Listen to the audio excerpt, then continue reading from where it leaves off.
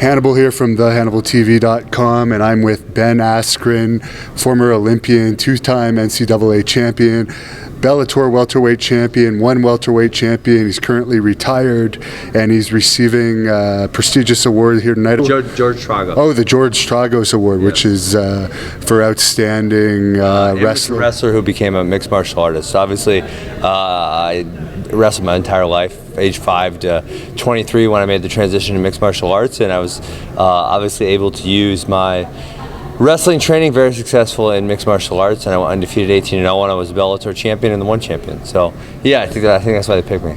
So in pro competition, you're undefeated? I am, yeah. I was 18-0. I never lost. That's amazing. How many years was that career?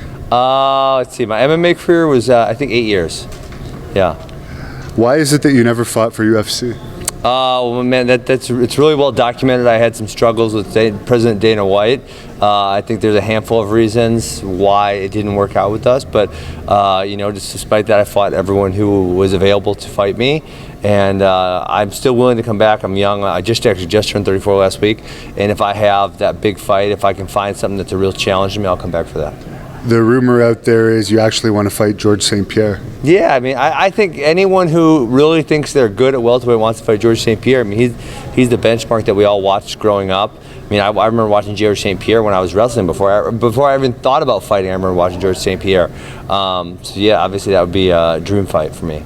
So for pro wrestling fans finding out about you for the first time through this, what are some of the more entertaining fights against bigger names that you've had that they could look up on YouTube? Yeah, well my two big wins in Bellator were two guys who are still very successful there, Andrei Koreshkov and Douglas Lima. I beat them both very badly. And then my retirement fight was a guy named Shinya Aoki, who's a Japanese guy, very well known, and I TKO'd him in 57 seconds. That's incredible. And what do you think about MMA now becoming an option for college wrestlers, whereas in the past there really wasn't anything to do? You had to get a regular job after. Yeah, it's fantastic. It's a great outlet for wrestlers, and I think one of the things that wrestling it's been proven to be now, without a shadow of doubt, the best background for mixed martial arts. And so me, my peers, now the kids younger than me coming up, it's a fantastic option for those who want to still be competitive. Love combat, and obviously it's turning out really well for many of them.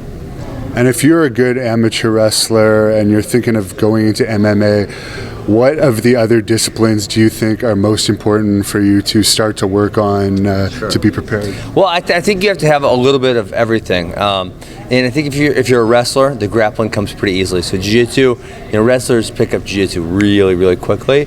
And then, of the striking arts, the one that probably comes most naturally to wrestlers, even though they may not realize it, is the Muay Thai, because you have the clinches, you can grab, you can touch, you can, and then you get in close. And obviously, once you get in close, you have the takedowns. But to be a great mixed martial artist in 2018, you need to have a little bit of everything. You need to understand kickboxing range, you need to understand boxing range, you have to understand the Muay Thai. So you got to understand a little bit of everything if you're going to be great in 2018.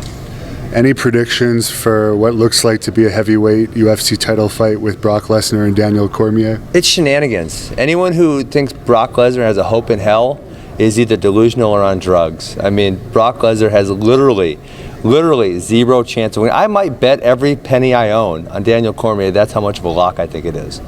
Because I guess his last match was considered a draw, and he lost his previous 2 fights as well, so he hasn't had a win for numerous years, and Daniel Cormier has been fighting all these years and winning. So. Yeah, well, and the other thing you think of, if Brock Lesnar wins fights, how does he win fights? He wins fights by taking people down and beating them up, and Daniel Cormier is by far a superior wrestler. So, Lesnar maybe can get one takedown, maybe, but he sure can't hold him down, and he's not going to take him down more than once. So, man, I think that's actually a really short night for Daniel Cormier. I think he puts him down in the first round, no problem. And where can people follow you on social media? Yeah, mine's simple. I'm Ben Askrin on Facebook, and Ben Askrin on Twitter, and Ben Askrin on Instagram. Very good. Well, congratulations on your award tonight. It's a very prestigious award and a prestigious Hall of Fame, and I hope that you do get that fight against GSP. Thanks a lot. I appreciate it, guys.